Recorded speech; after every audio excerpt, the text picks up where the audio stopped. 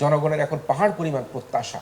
জনগণ ভাবছে যে আমরা নতুন সরকারকে ম্যান্ডেট দিয়ে ক্ষমতা এনেছি, আমরা আমাদের প্রত্যেকটি যে প্রত্যাশা সেই প্রত্যাশা পূরণের দিকে সরকার এগিয়ে যাবে বলে, সে কারণের জন্য বিএনপির উপর এই মুহূর্তে অনেক বেশি চাপ এবং অনেক বেশি প্রত্যাশা, অনেক বেশি আশা ভরসা, তারেক রহমানের উপরে অনেক বেশি তাদের আস্থা তৈরি হয়েছে।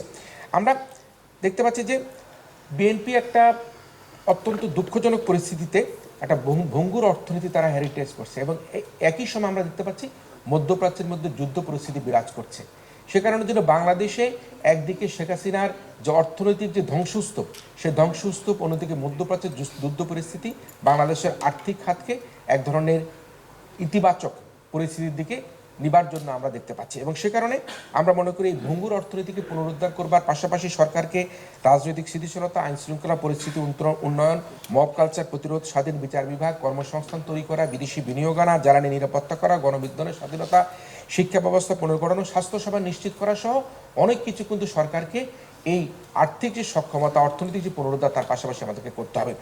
আমরা ইতিমধ্যে বেশ বহুল আলোচিত হচ্ছে বাংলাদেশে 5ই আগস্টের পরে ব্যবসায়ীদেরকে কোণঠাসা করে ফেলা হচ্ছে। ব্যবসায়ীরা নানা রকমভাবে তারা মামলার মুখোমুখি হচ্ছে, হয়রানি হচ্ছে।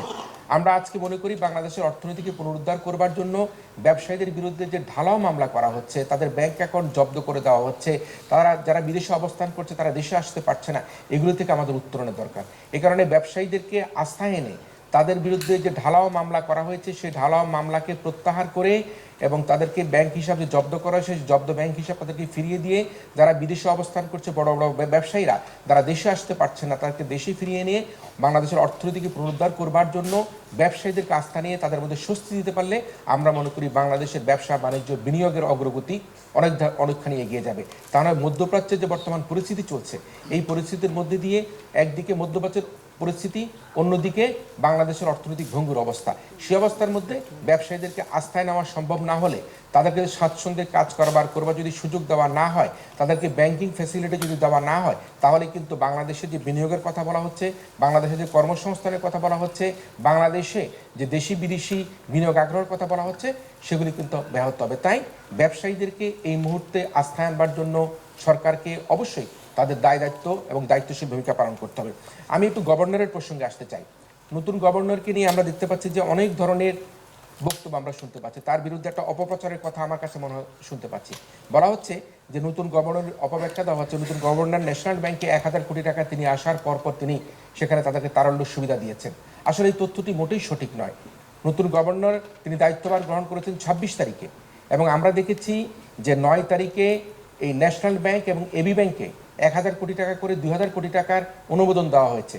11 তারিখে 250 কোটি টাকা সে তারল্য সুবিধা প্রদান করা হয়েছে, এবং 15 তারিখে নতুন গভর্নর 26 তারিখে নিয়োগ পাবার পূর্বে 15 তারিখে বাকি 750 কোটি টাকা করে 1500 কোটি টাকা এবি ব্যাংক এবং ন্যাশনাল ব্যাংকে প্রদান করা হয়েছে। সুতরাং এখানে আমার কাছে মনে হচ্ছে যে নতুন গভর্নরকে এক ধরনের অপপ্রচারের মুখোমুখি হতে হচ্ছে। অন্যদিকে এই যে তারল্য সুবিধাটা দেওয়া, এটি কিন্তু বাংলাদেশ ব্যাংকের একটা সবসময়কার একটা ধারাবাহিক প্রক্রিয়া। সেই ধারাবাহিক প্রক্রিয়ার অংশ হিসেবে আমরা কি দেখেছি? আমরা দেখেছি 5ই আগস্টের পরে অনেকগুলি ব্যাংকে মোস্তাকুর রহমান তিনি গভর্নরের দায়িত্ব পাওয়ার আগেই আমরা দেখেছি যে প্রিমিয়ার ব্যাংকে 5000 কোটি টাকা, Exim bank, first security bank, ইসলামী ব্যাংক, এসআইবিএল, গ্লোবাল ইসলামী ব্যাংক, ইউনিয়ন ব্যাংকে 40,000 কোটি টাকা তারল্য সুবিধা দেওয়া হয়েছে।